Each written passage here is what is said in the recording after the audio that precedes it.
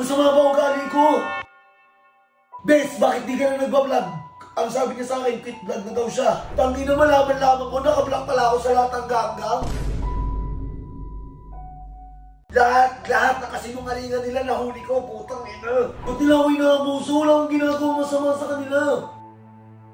Nagiging masama ako sa paningin ng ibang tao, nagugulat ako. May utang pa yun sa akin, 250,000. Wala siyang narinig sa akin, hindi ko siya sinisingil. Pero ngayon, takin na sinisingilin ko yun. Huwag na, Sob, papalitan mo na lang yun, Sob. So guys, parang naririnig ko si Sob. Kanina pa po siya nag-iingay, hindi ko po alam kung ano pa nangyari. Kakatakan ka nga po. Sob! Sob! Ano? Pakasawan ka niya. Utang ina! Nangyari na! Sob! Sob! Ina!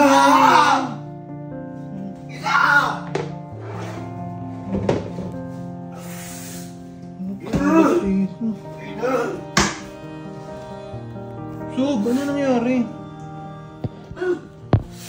Utang ina! Ina! Sob! Ina! Ano nangyari, Sob? Bakit nakaganyan ka? Sabi mo nga sa akin doon, PJ! Masama ba ugali ko? Wala, hindi po, Sob. Mabait niya ako sa akin eh. Tangin na lahat naman pinapakisamahan ko ah! Tangin na nakakagigil! Bakit? Ano bang problema, Sob? Tangin na! Tinanong ko si Raydick doon, PJ! Tinanong ko si Raydick. Sabi ko, Bes, bakit di ka na nagbablog? Ang sabi niya sa akin, quit vlog na daw siya. Magpo-focus daw siya sa business niya. Tangi na malaman-laman ko, nakablock pala ako sa lahat ng ganggang. Lahat na kasinungalingan nila nahuli ko, putang ina. Yung pinapagalitan nila si Leonard sa Cebu. Si kay Jerome, si Raydick, lahat yun. Tanga-tanga ko! Tanga-tanga ko! Tanga-tanga ko! Bakit di na ako inaabuso? Doon, PJ! Hindi na yun sa'yo mali, Sob. Sa kanila yung mali nun. Bakit di na ako inaabuso? Wala akong ginagawa masama sa kanila.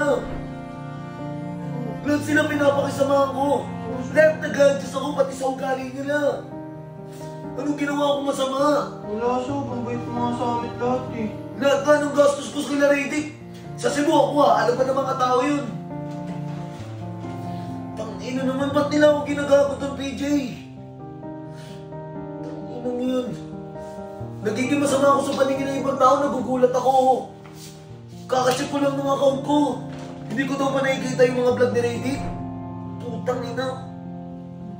Napaka-busy ko sa trabaho, mga anak na yung asawa ko. Malaman-laman ko ganito nangyayari.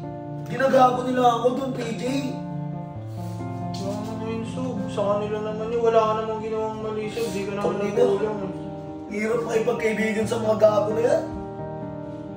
Sob, okay lang yan. Sob, ito yung ano mo, yung legendary cup mo, di ba? Yung dati ka pa nag-i-stream. Tangina na, nakakabwisit. Sob, ito naman, Sob. Okay lang yan, Sob. Yan mo na.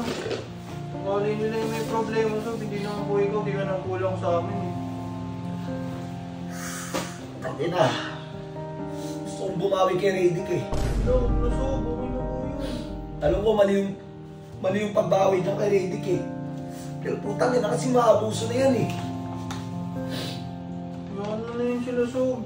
Wala ka namang ginagawang masama eh. Akala ata ni Raydick siya si Troy eh. Napapahig ako abusuin eh. Si Troy, sige, papahig ako abusuin ako ni Troy dahil anak ko yun. May sinumpaan ako sa lawyer, sa lahat, pati sa mga magulang niya. Pero tangina si Raydick, wala naman ako sinumpaan dyan. Tangina, may utang pa sa akin yan eh. Manabawi yan, Sob. Kasi bago mo ka naman masama kung gano'n. Pinasok ko pa yan sa Primo Gaming, pinasok ko pa yan sa boss ko, kinausap ko pa yung boss ko. Ano sabi ko sa boss ko, kahit maliit lang yung sa akin boss, kahit maliit lang sahod ko. Yung kalahati kay Raydick na lang. Kasi gusto ko maging magkaibigan kami. May utang pa yun sa akin, 250,000. Dahil siyang narinig sa akin, hindi ko siya sinisingil. Pero ngayon, taki na sisingilin mo yun. Huwag na, Sob. Papalitan ko na lang yun, Sob. Huwag mo palitan. Sob!